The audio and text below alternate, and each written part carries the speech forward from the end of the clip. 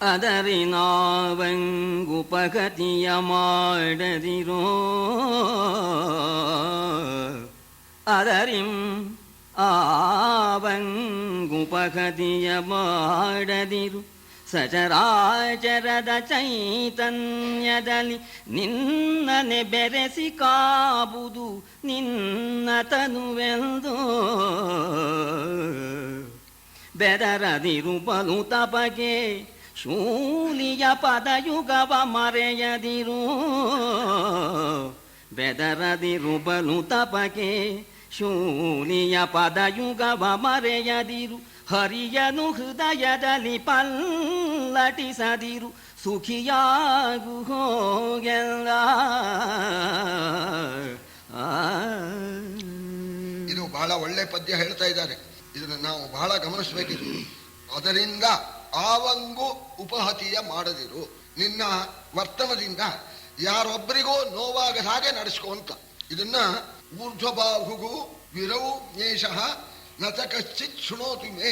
ವ್ಯಾಸರು ಗುಡ್ಡದ ಮೇಲೆ ನಿಂತ್ಕೊಂಡು ಎರಡು ತೋಳನ್ನು ಮೇಲಕ್ಕೆತ್ತಿ ಕೂಕೊಂಡ್ರಂತೆ, ನಾ ಕೂಕೊಳ್ತಾ ಇದ್ದೇನೆ, ನಚ ಕಶ್ಚಿತ್ ಶೃಣೋತಿ, ಯಾರೂ ನನ್ನ ಮಾತು ಕೇಳ್ತಾ ಇಲ್ಲ ಅಂತ.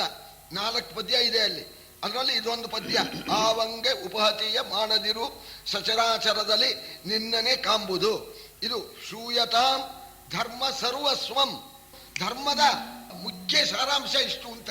ಶೂಯತಾಂ ಧರ್ಮ ಸರ್ವಸ್ವಂ ಶ್ರುತ್ವಾ ಚೈವ ಅವಧಾರ್ಯತಾಂ. ಶ್ರುತ್ವಾ ಚೈವ ಕೇಳಿಬಿಟ್ಟು, ಅವಧಾರ್ಯತಾಂ ಅದನ್ನ ಮನಸ್ಸಿನಲ್ಲಿ ಮಂದಟ್ ಮಾಡಿ ಇಟ್ಕೋ. ಆತ್ಮನ ಪ್ರತಿಕೂಲಾನಿ ಪರೇಶಾಂ ನ ಸಮಾಚರೇತು. ನಿನಗೆ ಯಾವುದರಿಂದ ನೋವಾಗುತ್ತೋ ಅದನ್ನ ಇನ್ನೊಬ್ಬರಿಗೆ ಮಾಡಬೇಡ. ನಾವು ಒಬ್ಬರಿಗೆ ಹೊಡಿತೇವೆ, ನಾವು ಹೊಡೆಸ್ಕೊಂಡಾಗ ನಮಗೇನು ನೋವಾಗುತ್ತೋ, ನಾನು ಹೊಡೆದಾಗ ಅವನಿಗೆ ಆ ನೋವಾಗತ್ತೆ, ಆದ್ರಿಂದ ಹೊಡೆಯಬಾರ್ದು ಅಂತ. ಆತ್ಮನ ಪ್ರತಿಕೂಲಾನಿ ಪರೇಶಾಂ ನ ಸಮಾಚರೇತು. ಯಾವುದರಿಂದ ನಮಗೆ ದುಃಖ, ನೋವು, ಸಂಕಟ ಉಂಟಾಗತ್ತೋ ಅದನ್ನ ಯಾರಿಗೂ ಕೂಡ ನೀನು ಮಾಡಬೇಡ. ಈ ಸಚರಾಚರವಾದ ಈ ಪ್ರಪಂಚದಲ್ಲಿ ಎಲ್ಲವೂ ನಾನೇ ಅಂತ, ಎಲ್ಲರಲ್ಲೂ ಆ ಪರಮಾತ್ಮ ಇದ್ದಾನೆ. ಆದ್ರಿಂದ ಈ ಪ್ರಪಂಚದಲ್ಲಿ ಎಲ್ಲರಲ್ಲೂ ಕೂಡ ಆತ್ಮ ಇದ್ದಾನೆ ಅಂತ ಹೇಳಿ ನೀನು ಕಾಣು. ಮತ್ತು ಬೆದರದಿರು ಬಲು ತಪಕ್ಕೆ, ಇದು ಬಹಳ ಮುಖ್ಯವಾದ ವಿಚಾರ. ತಪಸ್ ಮಾಡ್ಬೇಕಪ್ಪ, ಕಷ್ಟ, ಸ್ನಾನ ಮಾಡಬೇಕು, ಚಳಿಲಿ ಪರಮೇಶ್ವರನ ಆರಾಧನೆ ಮಾಡಬೇಕು ಅಂತ ಬೇಜಾರು ಪಟ್ಕೋಬೇಡ. ಪರಮೇಶ್ವರ ಪ್ರತ್ಯಕ್ಷನಾಗೋವರೆಗೂ ನೀನು ತಪಸ್ ಮಾಡು, ತಪಸ್ಸಿಗೆ ಹೆದರ್ಕೋಬೇಡ ಅಂತ ಹೇಳಿ ಶೂಲಿಯ ಪದಯುಗವ ಮರೆಯದಿರು, ಹರಿಯನ್ನು ಪಲ್ಲಟಿಸದಿರು ಹೃದಯದಲ್ಲಿ. ಆ ಪರಮೇಶ್ವರನ ಪಾದಕಮಲಗಳನ್ನ ಆಶ್ರಯಿಸು, ಆದರೆ ಹರಿಯನ್ನ ಮರಿಬೇಡ ಅಂತ. ಯಾಕೆಂದ್ರೆ ಹರಿ ಬೇರೆ ಅಲ್ಲ, ಹರ ಬೇರೆ ಅಲ್ಲ. ಹರಿರೇವ ಹರೋ ಹರರೇವ ಹರಿಹಿ ನಹಿ ಭೇದ ಲವೋಪಿ ತಯೋ ಪ್ರಥಿತಃ. ಹರಿ ಅಂದ್ರೂ ಒಂದೇ, ಹರ ಅಂದ್ರೂ ಒಂದೇ. ಅವರಿಬ್ಬರಲ್ಲಿ ಸ್ವಲ್ಪವೂ ಕೂಡ ಭೇದ ಲವೋಪಿ, ಸ್ವಲ್ಪ ಭೇದವೂ ಕೂಡ ಇಲ್ಲ. ಇದನ್ನ ಯಾರು ಹೇಳ್ತಾರೆ ಅಂದ್ರೆ ಇತಿ ಸಿದ್ಧ ಮುನೀಶ ಯತೀಶ ವರಾಹ. ಈ ಮಾತನ್ನ ಸಿದ್ಧರು, ಮುನೀಶ್ವರರು, ಯತೀಶ್ವರರು ನಿಗದಂತಿ ಸದಾ ವಿಮದ ಸುಖದಾಹ ಎಲ್ಲ ಹೇಳ್ತಾರೆ. ಆದ್ದರಿಂದ ಶಿವ ಬೇರೆ ಅಲ್ಲ, ವಿಷ್ಣು ಬೇರೆ ಅಲ್ಲ. ಅದರಿಂದ ಹರಿಯನ್ನ ಮರೆಯಬೇಡ, ಹರನನ್ನ ಆರಾಧನೆ ಮಾಡು. ಯೇ ನಮಸ್ಯಂತಿ ಗೋವಿಂದಂ ತೇ ನಮಸ್ಯಂತಿ ಶಂಕರಂ. ಆ ಭಾವನೆ ಇಟ್ಕೊಂಡ್ಬಿಟ್ಟು ಯೇ ನಮಸ್ಯಂತಿ ಗೋವಿಂದಂ ತೇ ನಮಸ್ಯಂತಿ ಶಂಕರಂ ಏರ್ಚಯಂತಿ ಹರಿಂ ಭಕ್ತ್ಯ ತೇ ಅರ್ಚಯಂತಿ ವೃಷಧ್ವಜಂ. ಹರಿಯನ್ನ ಅರ್ಚನೆ ಮಾಡಿದರೆ ಶಿವನನ್ನ ಅರ್ಚನೆ ಮಾಡಿದಂತೇನೆ. ಆದ್ದರಿಂದ ಹರಿಹರರಲ್ಲಿ ನೀನು ಭೇದವನ್ನು ಮಾಡಬೇಡಪ್ಪ, ಸುಖ ನೀನು ಹೋಗಿ ಪರಮೇಶ್ವರನ ಅನುಗ್ರಹವನ್ನು ಪಡ್ಕೊಂಡು ಬಾ. ಕರುಣಿಸಲಿ ಕಾಮಾರಿ ಕೃಪೆಯಿಂ ಪರಮಗಾಸ್ತ್ರವನು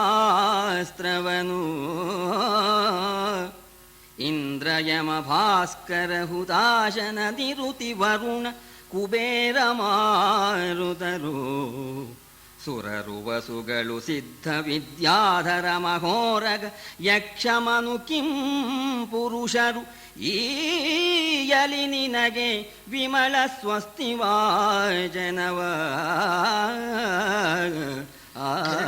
ಕಾಮಾರಿ ಕೃಪೆಯಿಂ ಪಾಶುಪತಾಸ್ತ್ರವನ್ನ ಆ ಪರಮೇಶ್ವರ ಕೃಪೆಯಿಂದ ದಯೆಯಿಂದ ನಿನಗೆ ಅನುಗ್ರಹಿಸಲಿ. ಅದೇ ರೀತಿ ಅಷ್ಟದಿಕ್ಪಾಲಕರ ಆ ಅಸ್ತ್ರವೂ ಕೂಡ ನಿನಗೆ ದೊರೆಯಲಿ ಅಂತ. ಇಂದ್ರ ಯಮ ಭಾಸ್ಕರ ಹುತಾಶನ ನಿರುತಿ ವರುಣ ಕುಬೇರ ಮಾರುತರು ಅವರೂ ಕೂಡ ನಿನಗೆ ಅಸ್ತ್ರವನ್ನ ಕರುಣಿಸಲಿ. ಸುರರು, ವಸುಗಳು, ಅಷ್ಟವಸುಗಳು, ಏಕಾದಶಿ ರುದ್ರರು, ದ್ವಾದಶಾದಿತ್ಯರು, ಮಹೋರಗರು, ಯಕ್ಷರು, ಕಿನ್ನರರು, ಕಿಂಪುರುಷರು, 33 ಕೋಟಿ ದೇವತೆಗಳು ನಿನಗೆ ಮಂಗಳವನ್ನ ಉಂಟು ಮಾಡಲಿ ಅಂತ ಹೇಳಿ ಆಶೀರ್ವಾದ ಮಾಡಿದ್ದಾನೆ ಧರ್ಮರಾಜ. ಆಮೇಲೆ ಅರ್ಜುನ ಪ್ರಯಾಣ ಮಾಡತಕ್ಕಂಥವನು ಅಲ್ಲಿರ್ತಕ್ಕಂಥ ಋಷಿಗಳಿಗೆ ಮತ್ತು ಆ ಋಷಿಪತ್ನಿಯರಿಗೆ ವಿನಯದಿಂದ ನಮಸ್ಕಾರ ಮಾಡ್ತಾನೆ. ಎನಿಹಸಾದವೆನುತ್ತೇ ಯಮನಂದನಗೆ ಭೀಮಂಗೆರಗಿದನು, ಮುನಿಜನಕ್ಕೆ ಮೈ ಇಕ್ಕಿದನು, ಮುಳುಗಿದ ನಕ್ಷತೌಘದಲ್ಲಿ ವನಜಮುಖಿ ವಿನಯದಲ್ಲಿ ಮುನಿವಧುಗಳ ಆಶೀರ್ಬಿನುತದಧಿ ದೂರ್ವಾಕ್ಷತೆಯನು ಉಬ್ಬಿನಲಿ ಕೈಕೊಳ್ಳುತ್ತ ಇನಿಬರನು ಮನ್ನಿಸಿದನು ಉಚಿತದಲ್ಲಿ.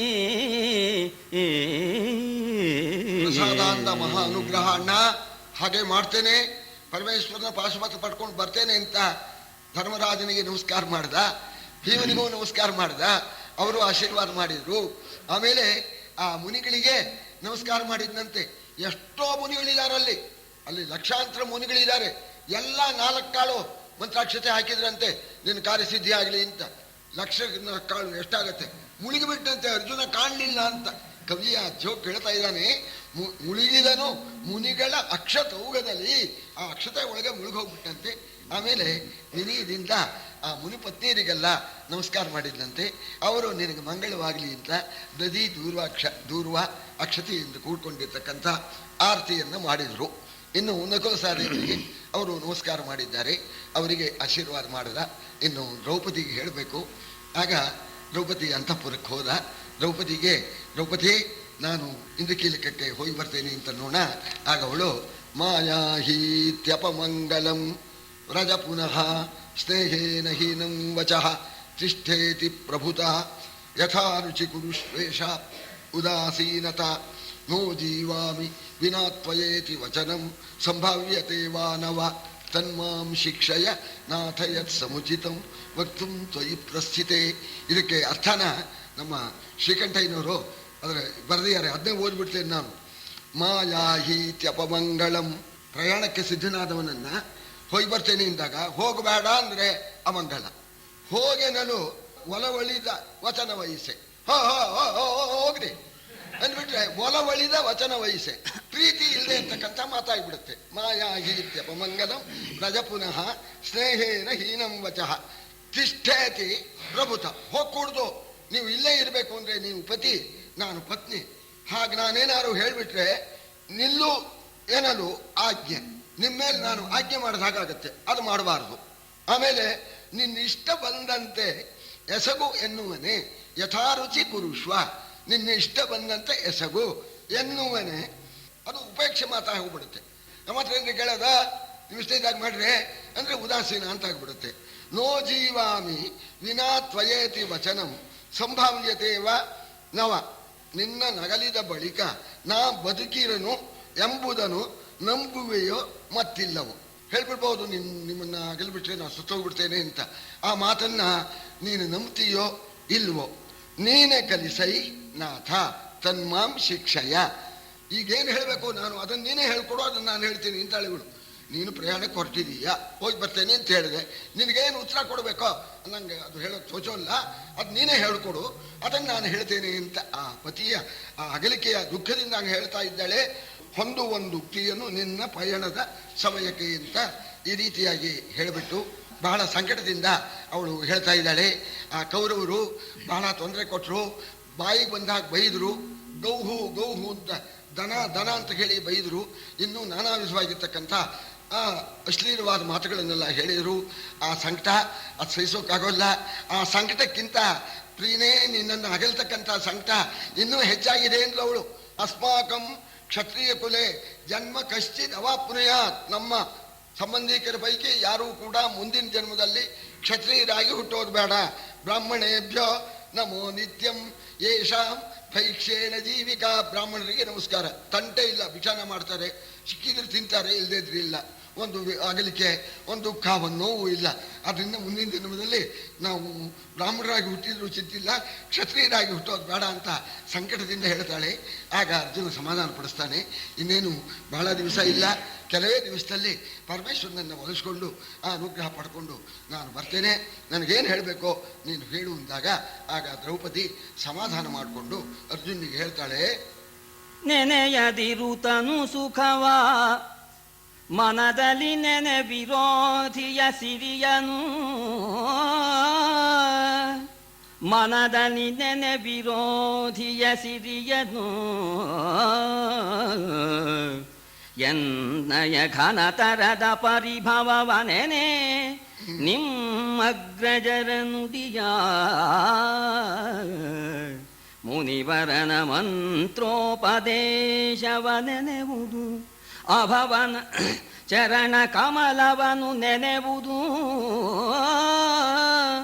ಅಭವನ ಚರಣ ಕಮಲವ ನೆನೆವುದೆನುತ ದುರುಪತಿಯರಗಿದಳು ಪಾರ್ಥನ ಪದಾಬ್ಜದಲ್ಲಿ. ನೆನೆಯದಿರು ತನು ಸುಖವ, ಶರೀರದ ಸುಖದ ಮೇಲೆ ಯಾವನು ಹೆಚ್ಚು ನಿಗಾ ಕೊಡ್ತಾನೋ ಅವನಿಗೆ ಯಾವ ಕಾರ್ಯಸ್ಥಿತಿಯೂ ಆಗೋಲ್ಲ. ಸ್ಪಷ್ಟವಾಗಿ ಹೇಳ್ತಾಳೆ, ನಂಗ್ಯಾಕೆ ಬೇಕು ಇದೆಲ್ಲ, ಈ ಚಳಿ ಸ್ನಾನ ಮಾಡೋದು, ಕಾಲಕಾಹಾರ ಇಲ್ಲ ಬೇಡ ಅಂತ. ತನು ಸುಖದ ಮೇಲೆ ಗಮನ ಕೊಡಬೇಡ. ನೆನೆಯದಿರು ತನು ಸುಖವ ಮನದಲ್ಲಿ ನೆನೆ ವಿರೋಧಿಯ ಸಿರಿಯ, ಎನ್ನಯ ಘನತರದ ಪರಿಭವವ ನೆನೆ. ಜ್ಞಾಪಕಕ್ಕಿರ್ಲಿ, ಅವರು ನಮ್ದೆಲ್ಲ ಕಿತ್ಕೊಂಡಿದ್ದಾರೆ, ವಿರೋಧಿಗಳ ಐಶ್ವರ್ಯದ ಮೇಲೆ ನಿನ್ನ ಲಕ್ಷ್ಯ ಇರಲಿ ಅಂತ. ಯಾಕೆಂದ್ರೆ ನಮ್ದು ಹೊತ್ಕೊಂಡಿದ್ದಾರೆ, ನನಗೆ ಅಪಮಾನ ಮಾಡಿದ್ದಾರೆ, ಆ ಅಪಮಾನ ಅದು ನಿನ್ನ ಕಣ್ಣು ಮುಂದೆ ಇರಲಿ ಅಂತ. ಆ ಶತ್ರುಗಳು ಮಾಡಿರ್ತಕ್ಕ ಆ ಅಪಮಾನ ಅದನ್ನ ಯಾವತ್ತೂ ಕೂಡ ಜ್ಞಾಪಕದಲ್ಲಿ ಇಟ್ಟೋ. ಮತ್ತು ನಿಮ್ಮ ಅಣ್ಣಂದ್ರು ಹೇಳಿದಾರಲ್ಲ ಆ ಮಾತನ್ನ ನೆನಪದಲ್ಲಿ ಇಟ್ಕೋ. ಆ ಋಷಿಗಳು ವ್ಯಾಸರು ಹೇಳಿರ್ತಕ್ಕ ಮಂತ್ರೋಪದೇಶವನ್ನ ಜ್ಞಾಪಕದಲ್ಲಿಟ್ಕೋ. ಪರಮೇಶ್ವರನ ಪಾಲಕ ಬಲವನ್ನ ಧ್ಯಾನ ಮಾಡು. ಹೋಗಿ ಬಾ ಅಂತ ಹೇಳಿ ನಮಸ್ಕಾರ ಮಾಡೋಣ. ಆಗ ಕಣ್ಣಲ್ಲಿ ನೀರು ಬರ್ತಾ ಇದೆ ದ್ರೌಪದಿಗೆ. ಆ ಕಣ್ಣೀರನ್ನು ಒರೆಸಿಬಿಟ್ಟು, ದ್ರೌಪದಿ ಸಮಾಧಾನ ಮಾಡ್ಕೋ, ಯೋಚನೆ ಮಾಡಬೇಡ ಅಂತ ಅರ್ಜುನ ಅವಳಿಗೆ ಸಮಾಧಾನಕ್ಕೋಸ್ಕರ ಹೇಳ್ತಾ ಇದ್ದಾನೆ. ಹರನ ಚರಣವ ಭಜಿಸುವೆನು ದುರ್ಧರ ತಪೋನಿಷ್ಠೆಯಲಿ, ಕೇಳೆಲೆ ತರುಣಿ ಪಾಶುಪದಾಸ್ತ್ರವಾದಿವ್ಯ ದಿವ್ಯ ಮಾರ್ಗಣವ, ಪುರಹರನ ಕೃಪೆಯಿಂದ ಪಡೆದು ಪಾಶುಪದಾಸ್ತ್ರವಾದಿಯ ದಿವ್ಯ ಮಾರ್ಗಣವ, ಪುರಹರನ ಕೃಪೆಯಿಂದ ಪಡೆದು ಆ ನರಿಗಳನ್ನು ಸಂಹರಿಸಿ ನಿನ್ನಯ ಪರಿಭವಾಗ್ನಿಯ ನಂದಿಸುವೆ ನಿಲ್ಲೆಂದನ ಪಾರ್ಥ. ಹಿಂದೆ ಯಾರೂ ಮಾಡಿಲ್ಲ ಅಂಥ ದುರ್ಧರವಾದ ತಪೋನಿಷ್ಠೆಯಿಂದ ಆ ಪರಮೇಶ್ವರನನ್ನ ಮೆಚ್ಚಿಸ್ತೇನೆ. ಆ ಪುರಹರನನ್ನ ಮೆಚ್ಚಿಸಿ ಪರಮೇಶ್ವರನ ಕರುಣೆಯಿಂದ ಪಾಶುಪತಾಸ್ತ್ರವೇ ಮೊದಲಾದ ಮಹಾ ಅಸ್ತ್ರಗಳನ್ನ ಪಡ್ಕೊಂಡು ಬಂದು ಆ ಶತ್ರುಗಳು ಅವರೆಲ್ಲರನ್ನೂ ಕೂಡ ಸಂಹಾರ ಮಾಡಿ ನಿನಗೆ ಉಂಟಾಗಿರ್ತಕ್ಕಂಥ ಈ ತಾಪ ಅಪಮಾನವೆಂಬತಕ್ಕಂಥ ಆ ತಾಪ ಇದೆಯಲ್ಲ ಅದನ್ನ ನಾನು ನಂದಿಸ್ತೇನೆ, ನೀನು ನಿಲ್ಲು, ನಾನು ಹೋಗಿ ಬರ್ತೇನೆ ಅಂತ ಹೇಳಿ ದ್ರೌಪದಿಗೆ ಸಮಾಧಾನ ಮಾಡಿ ಅರ್ಜುನ ತಪಸ್ಸಿಗೋಸ್ಕರ ಪ್ರಯಾಣ ಮಾಡಿದ. ಈ ಅರ್ಜುನ ಬರೀ ತಪಸ್ವಿ ಮಾತ್ರ ಅಲ್ಲ, ಇವು ಧನುರ್ಧಾರಿನೂ ಹೌದು. ಯಾವ ರೀತಿ ಹೊರಟ? ಬಿಗಿದ ಬತ್ತಳಿಕೆಯನು ಹೊನ್ನಾಯುಗದ ಕಡುಗ ಕಠಾರಿ ಚಾಪವ ತೆಗೆದನು, ಅಳವಡೆ ಗಟ್ಟಿ ಬದ್ದುಗೆ ದಾರಗೊಂಡಯವ, ದುಗುಡ ಕರುಷದ ಮುಗಿಲ ತಲೆಯೊಳೊತ್ತುಗಳಿಟ್ಟೆಡೆಯಾಗಿ ಗುಣಮೌಳಿಗಳ ಮಣಿ ಕಲಿಪಾರ್ಥ ಬೀಳ್ಕೊಂಡನು ನಿಜಾಗ್ರಜನ. ಗುಣಮೌಳಿಗಳ ಮಣಿ, ಗುಣವಂತರಿಗೆ ಮಣಿಯಂತ ಇರ್ತಕ್ಕ ಪಾರ್ಥ ಇರಲಿ, ಯುದ್ಧದ ಸಂದರ್ಭ ಬರಬಹುದು ಅಂತ ಗಾಂಡಿವಾನ ಕೈಯಲ್ಲಿ ತಗೊಂಡಿದ್ದಾನೆ. ಬಾಣ ತುಂಬಿರ್ತಕ್ಕ 2 ಬತ್ತಳಿಕೆಗಳನ್ನ 2 ಕಡೆ ಬೆನ್ನಲ್ಲೂ ಕೂಡ ಕಟ್ಕೊಂಡಿದ್ದಾನೆ. ಚಿನ್ನದ ಹಿಡಿ ಹಾಕಿರ್ತಕ್ಕ ಕಠಾರಿಯನ್ನ ಸೊಂಟಕ್ಕೆ ಸಿಗಿಸ್ಕೊಂಡಿದ್ದಾನೆ. ಸಿಗಿಸ್ಕೊಂಡ್ಬಿಟ್ಟು ಆಮೇಲೆ ಈ ಗೊಂಡ್ಯ ಮತ್ತು ಸೊಂಟಪಟ್ಟಿ ಎಲ್ಲವನ್ನೂ ಕೂಡ ಹಾಕೊಂಡು ಹೊರಟಾಗ ದುಗುಡ ಹರುಷದ ಮಿಗಿಲ ತಲೆಯತ್ತುಗಳಲ್ಲಿ. ಇದು ಸ್ವಾಭಾವಿಕ. ಪರಮೇಶ್ವರನನ್ನ ಒಲಿಸಿಬಿಟ್ಟು ಪಾಶುಪತಾಸ್ತ್ರ ಪಡ್ಕೊಂಡು ಬರ್ತೀನಿ ಅನ್ನೋ ಸಂತೋಷದ ಜೊತೆಗೆ ಹೆಂಡತಿನ ಬಿಟ್ಟು ಹೋಗ್ಬೇಕು, ಅಣ್ತಮ್ಮನ ಬಿಟ್ಟು ಹೋಗ್ಬೇಕು, ಈ ಅಗಲಿಕೆ ದುಃಖ ಇದು ಒತ್ತತ್ತಂತೆ ಒಂದ್ಸಲ. ಈ ದುಃಖ ಒಂದ್ಸಲ ಒತ್ತತ್ತಂತೆ ಅರ್ಜುನನ್ನ, ಯಾಕೆ ಹೋಗ್ತೀಯೋ ಇಲ್ಲೇ ಇದ್ಬಿಡೋ ಅಂತ. ಇನ್ನೊಂದ್ಸಲ ಶತ್ರುಗಳು ಅಪಮಾನ ಮಾಡಿದ್ದಾರೆ, ಆ ಸೇರಿ ತೀರಿಸ್ಕೋಬೇಕು, ಪರಮೇಶ್ವರನ ಕುರಿತು ತಪಸ್ ಮಾಡಬೇಕು ಅನ್ನೋ ಹರುಷ ಒಂದ್ಸಲ ಒತ್ತತ್ತೆ, ಒಂದ್ಸಲ ದುಃಖ ಒತ್ತಾ ಇದೆ. ಈ ಎರಡೂ ಕೂಡ ಆಯಿತು ಅವನಿಗೆ ಅಂತ. ಇದು ಸ್ವಾಭಾವಿಕವಾಗಿ ಎಲ್ರಿಗೂ ಆಗ್ತಕ್ಕಂಥದ್ದೇನೆ. ಮಗಳನ್ನ ಗಂಡನ ಮನೆಗೆ ಕಳಿಸ್ತಾರಲ್ಲ, ಆಗ ಸಂತೋಷ ಒಂದ್ ಕಡೆ ಅಳ್ತಾರೆ. ಅದಕ್ಕೆ ಅಳೋದು ಅಂತ ಅರ್ಥವ, ಸಂತೋಷ ಅಂತ ಅರ್ಥವ. ಹಾಗೆ ಇದು ಎರಡರಿಂದ ಕೂಡ್ಕೊಂಡು ಅವನು ಹೊರಟಾಗ ಯಕ್ಷ, ವ್ಯಾಸರ ಅನುಗ್ರಹದಿಂದ ಯಕ್ಷ ಬನ್ನ ಅಂತ. ಇದು ನಮ್ಮ ಭಾರವಿ ಹೇಳಿದ್ದು, ನಾನು ಇಲ್ಲಿ ಮೂಲದಲ್ಲಿ ಇಲ್ಲ, ನಮ್ಮ ಭಾರವಿ ಜ್ಞಾಪಕ ಬಂತು. ಭಾರವಿ ಕಿರಾತಾರ್ಜುನೀಯ ಅಂತಲೇ ಒಂದು ಕಾವ್ಯ ಬರೆದಿದ್ದಾನೆ. ಅವನು ಶುರು ಇದೇನೆ, ಇಲ್ಲಿಂದಲೇ ಶುರು. ಆಮೇಲೆ ಕಿರಾತನ ಗೆದ್ದು ಬಿಟ್ಟು ಪಾಶುಪತಾಸ್ತ್ರ ಪಡ್ಕೊಂಡ ಅಂತ ದೊಡ್ಡ ಕಾವ್ಯ. ಅದರಲ್ಲಿ ಅವರು ಪಾಪ ದಾರಿ ಗೊತ್ತಿಲ್ಲ, ಕಾಡದಾರಿ ಇರಲಿ ನಮ್ಮ ಕಡೆ ಒಬ್ಬ ಶಿಷ್ಯ ಅಂತ ಒಬ್ಬ ಯಕ್ಷನ ವ್ಯಾಸರು ಅನುಗ್ರಹ ಮಾಡಿದ್ರು ಅಂತ ಅವನು ಹೇಳ್ದ. ಆ ಯಕ್ಷ ದಾರಿ ತೋರಿಸ್ತಾ ಇದ್ದಾನೆ. ಹೊರಟಾಗ ಸಾಮಾನ್ಯವಾಗಿ ಶುಭಶಕನ ಆಗತ್ತೆ. ಅರ್ಜುನಿಗೂ ಶುಭಶಕನ ಆಯಿತು. ಇದನ್ನ ಓದ್ತಾರೆ. ಈಗ ಸಾಮಾನ್ಯವಾಗಿ ಈ ಪಕ್ಷಿಗಳಿದೆಯಲ್ಲ, ಪಕ್ಷಿಗಳು ಮತ್ತು ಮೃಗಗಳು ಎದುರಿಗೆ ಬರಬಾರ್ದಂತೆ. ಪ್ರಯಾಣ ಕಾಲದಲ್ಲಿ ಎದುರಿಗೆ ಬರಬಾರ್ದು, ಅಡ್ಡ ಹೋಗಬಾರ್ದು. ಅದು ಅಪಶಕನ. ಅಡ್ಡ ಹೋದ್ರೆ ಅಪಶಕನ, ಸರಿ ಎದುರಿಗೆ ಬಂದ್ರೆ ಅಪಶಕನ. ಎಡಗಡೆಯಲ್ಲಿ ಬಲಗಡೆಯಲ್ಲಿ ಅದು ಸ್ವರದಿಂದ ಅಳಬಾರದು, ಸಂತೋಷ ಸ್ವರದಿಂದ ಕೂಗಬೇಕು. ಕೂಗಿದಾಗ ಇವನಿಗೆ ಶುಭಶಕುನ ಅಂತ ಇಲ್ಲಿ ಹೇಳ್ತಾ ಇದ್ದಾರೆ. ಅರ್ಜುನ ಪ್ರಯಾಣ ಮಾಡಿದಾಗ ಹರಡೆವಾ ಮದಲುನಿಗೆ ಮಧುರ ಸ್ವರದಲ್ಲಿ, ಹರಡೆವಾ ಮದಲುನಿಗೆ ಮಧುರ ಸ್ವರದಲ್ಲಿ, ಅಪಸಂವ್ಯದಲ್ಲಿ ಕಸುಬನವರ ಸಮಾಹಿತಮಾಗೆ, ಸೂರ್ಯೋದಯದ ಸಮಯದಲ್ಲಿ ಹರಿಣ ಭಾರದ್ವಾಜ ನುಡಿಕೆಯ ಸರಟನ ಕುಲನ ತಿದ್ದುಗಳ ಕುಕ್ಕುರನ ತಾಳಿನ ಶಕುತವನು ಕೈಕೊಳುತ್ತ ನಡೆತಂದ.